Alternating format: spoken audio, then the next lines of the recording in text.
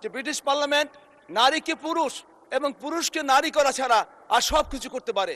স্বৈরাচারের অন্যতম অংশীজন হিসেবে আমরা কাউকে এই জাতীয় সংসদে দাঁড়িয়ে তার পক্ষে আমরা তার বক্তব্যের উপর আমরা ধন্যবাদ জানাতে পারি না। দীর্ঘ 17 বছর পৃথিবীর জঘন্যতম স্বৈরাচারের বিরুদ্ধে আন্দোলন সংগ্রাম করেছি, জীবন উৎসর্গ করেছি এবং রক্তপিচ্ছিল পথ বেয়ে আমরা এই মহান সংসদে এসেছি। সুতরাং এই মহান সংসদে দাঁড়িয়ে সেই স্বৈরাচারের অন্যতম অংশীজন হিসেবে আমরা কাউকে এই জাতীয় সংসদে দাঁড়িয়ে তার পক্ষে আমরা তার বক্তব্যের উপর আমরা ধন্যবাদ জানাতে পারি না। যদি এটা ধন্যবাদ জানাই তাহলে এদেশের মানুষ এটা ভালো চোখে দেখবে না। মাননীয় স্পিকার, মাননীয় স্পিকার, আমরা জানি যে আমরা শুনেছি যে রাষ্ট্রপতি পারেন না, তাকে পারানো হয়। সুতরাং তিনি যে জাতীয় সংসদে বক্তব্য রেখেছেন, এই বক্তব্য কি তিনি তার হৃদয় থেকে বিশ্বাসের জায়গা থেকে দিয়েছেন নাকি তাকে বলানো হয়েছে? যদি এই বক্তব্য তার নিজের বক্তব্য না হয়ে থাকে কিংবা যদি তাকে দ্বারা বলানো হয়, তাহলে এই ধরনের বক্তব্যকে কেন্দ্র করে কোনো ধরনের প্রশংসা কিংবা তিরস্কার কিছুই করা যায় না। মাননীয় স্পিকার, মাননীয় স্পিকার, আমরা তো এমন একজন রাষ্ট্রপতি চাই যিনি জাতীয় সংকটে কিংবা আমাদের সংসদের কোনো সংকটকালীন সময় তিনি কিছু ভূমিকা রাখবেন।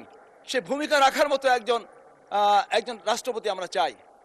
মাননীয় স্পিকার, আমরা জানি যে স্বৈর শাসন কিংবা একনায়কতন্ত্র কেবলমাত্র একজন ব্যক্তি কিংবা একটি দলের মাধ্যমে সৃষ্টি হয় না। জাতীয় সংসদের সংখ্যাধিক্যের ভিত্তিতেও একনায়কতন্ত্র স্বৈরতন্ত্র প্রতিষ্ঠিত হতে পারে। আমরা জানি ব্রিটিশ পার্লামেন্টে কেন্দ্র করে বলা হয় যে ব্রিটিশ পার্লামেন্ট নারীকে পুরুষ এবং পুরুষকে নারী করা ছাড়া আর সব কিছু করতে পারে। সুতরাং সংখ্যাধিক্যের একনায়কতন্ত্রের ভিত্তিতে যদি কখনো আমাদের এই জাতীয় সংসদে, মহান জাতীয় সংসদ স্বৈরতান্ত্রিক হওয়ার চেষ্টা করে, তাহলে যেন একটু ভারসাম্যপূর্ণ অবস্থা রাখার চেষ্টা করেন মাননীয় রাষ্ট্রপতি। আমরা তেমন একজন রাষ্ট্রপতি চাই, ন্যূনতম তিনি যেন ভূমিকা রাখতে পারেন।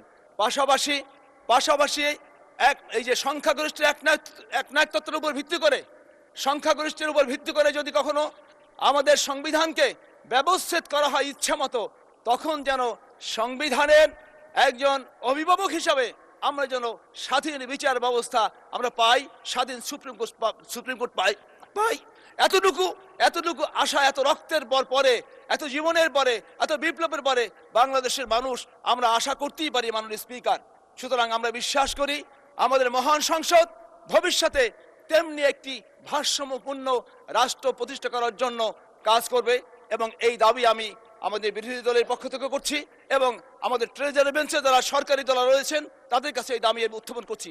সবার আগে এই দেশকে একটি নতুন সম্ভাবনার দিকে আমরা নিয়ে যেতে চাই। মাননীয় স্পিকার, আমরা এই মহান সংসদে এসেছি, হয়তো আমরা মহান সংসদে হয়তো এক সময় থাকবো না, কিন্তু আমরা ভবিষ্যৎ প্রজন্মের জন্য, আমাদের সন্তানদের জন্য একটি অনুকূল বাংলাদেশ রেখে যেতে চাই। মাননীয় স্পিকার, আমরা তো দৃষ্টান্ত দেখেছি, আমরা আমাদের এই সংসদকে পৃথিবীর জন্য মডেল করতে চাই।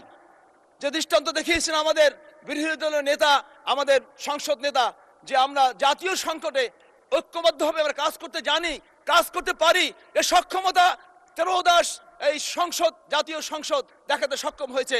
আমি এই কারণে সকল সংসদ সদস্যকে, আমাদের সম্মানিত বিরোধী দলের নেতা, মাননীয় বিরোধী দলের নেতা, মাননীয় প্রধানমন্ত্রী, সকলকে আমি অভিনন্দন জানাচ্ছি।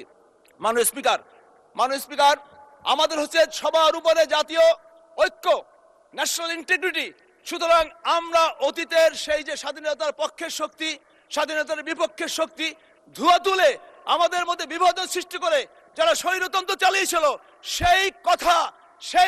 সেই নেতিবাচক কথা আমরা শুনতে চাই না। আমরা নতুন বাংলাদেশে একটি দলকে নির্মূল করার কথা আমরা শুনতে চাই না। মাননীয় স্পিকার, আমি আপনার কাছে দুই মিনিট সময় যাচ্ছে। মাননীয় স্পিকার, আমি আমার এলাকার কথা বলতে চাই। 1 মিনিটে সমাপ্ত করেন।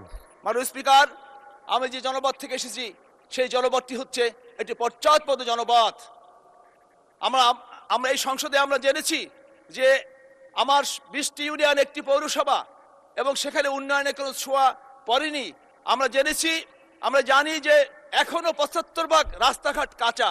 সুতরাং আমি আমাদের স্থানীয় সরকার এবং সমবায় মন্ত্রী দৃষ্টি আকর্ষণ করছি, তিনি যেন আমার জনপদের রাস্তাঘাট উন্নয়নের জন্য একটু পদক্ষেপ গ্রহণ করেন। মাননীয় স্পিকার, আমার জনপদের এখনো 70টি শিক্ষা প্রতিষ্ঠান, এমপিওভুক্ত শিক্ষা প্রতিষ্ঠান এখন পর্যন্ত কোনো সরকারি অনুদানপ্রাপ্ত ভবন পায়নি।